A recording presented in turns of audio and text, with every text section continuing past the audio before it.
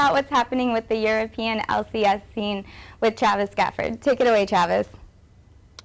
Well, we didn't have any naked cheese parties in League of Legends this week, but we did have the EU promotion tournament, and boy, that didn't go as predicted.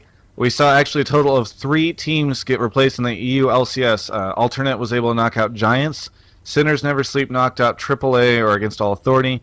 And then Meet Your Makers really finished off Dragonborns in a 5-game series. Copenhagen Wolves, the only team able to survive across the weekend. So the next half of the season should be very interesting with all these new teams coming in. Speaking of Copenhagen Wolves, they're actually no more. Well, at least the team name isn't, because they've changed. They've left their organization over ambiguously citing payment issues with the owner. Now they're known as Pandan for the time being until they find a new organization.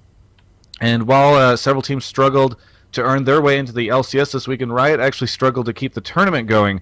The first day was canceled not even half of the way into it due to technical issues with the client, and we saw the entire second day postponed as well.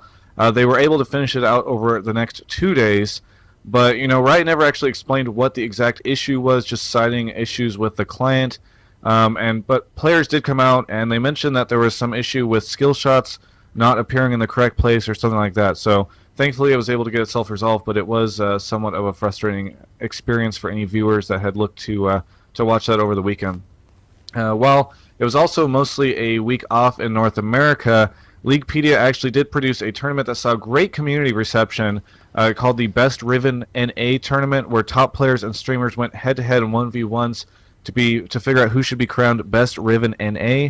Team Martin's Mega Zero was able to secure the spot, beating out Anirutak, which is actually Katarina spelled backwards, in the grand finals. Earlier today, I was able to speak with Mega Zero of Team Martin about his recent victory, as well as Martin's outlook going into the weekend. Hey, thanks for joining me, Mega Zero. Oh yeah, of course. So I just wanted to talk to you a little bit about the tournament that you were able to take part in this past weekend.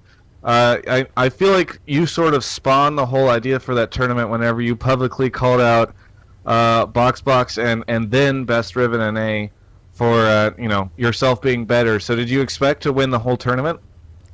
I mean, I guess I didn't expect to win the whole tournament. Like, I did say I thought I would place pretty highly, but like it is a 1v1 and not a 5v5 situation, so it's kind of different. But I guess after like Best Riven NA got knocked out and then Zion, I was like, oh yeah, I'm in pretty good shape in this tournament. Do you think that Riven is your best character?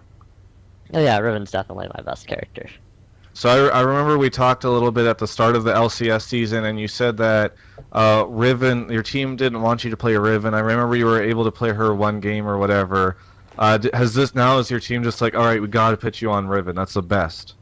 Oh yeah, my team's pretty much completely changed like that. Before it was kind of they were like, Riven's not so good now after the nerfs, she's bad in a 1v2 lane and stuff, and I'm like, no, I think she's still pretty good and I'm really good at her. And then like I forced myself into Riven in one of our scrims, and they're like, whoa, Riven's still really good, and then I played her in a week, and now it's being banned against me every game.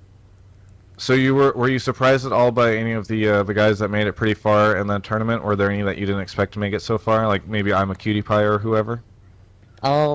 I guess I was impressed by I'm a Cutie Pie for making it so far because he's an AD player. But Right. I guess I'm most impressed with the second place guy because I've never heard of him before, but he was a really good player. Katarina spelled backwards and Anitarek or whatever? Yeah, that's why I didn't try to pronounce it. I know it's Katarina backwards. Yeah. It's hard to say, isn't it? So this weekend, your team is going to be going up again, for the promotion to try and stay in. How confident are things at the Martin House right now?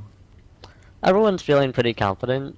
I guess like we're all saying don't be overconfident because like that's gonna happen like and make things bad. Like I don't know if you remember Quantic with Nian on it, but Right. they were pretty confident going in and then they lost in the qualifiers. So we're all just trying to like keep calm and like play our game.